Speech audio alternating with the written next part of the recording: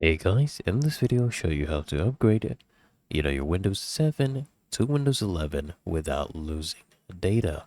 Now first open up Microsoft's official site for the Windows 11 download, run the media creation tool by clicking download now under the create Windows 11 installation media, and then just go ahead and select upgrade this PC now.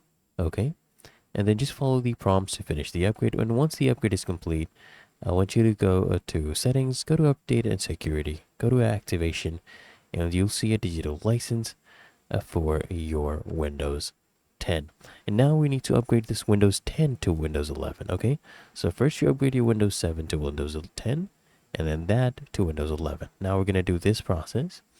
So what you need to do first is convert the MBR to GPT. So Windows inbuilt tools like disk part and disk management are not recommended here to convert MBR to GPT because it requires to delete all partitions on your disk beforehand.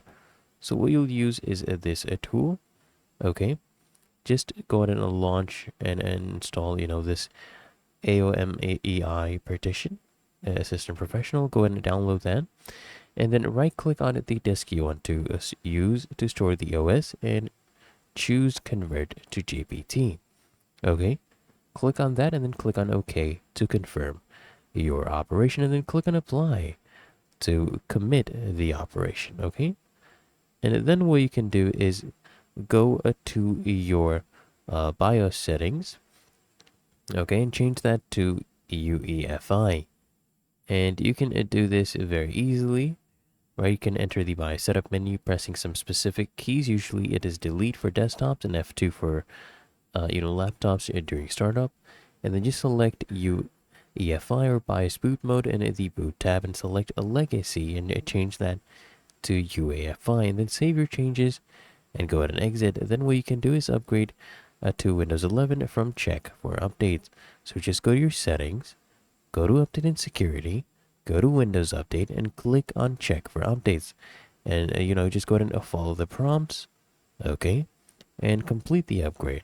And when you finish, you can enjoy the Windows 11 operating system. Really that easy and simple. So I hope this guide provided value to you, and if it did, consider smashing that like button, as well as subscribing to frequently asked questions, and I'll see you in the next one.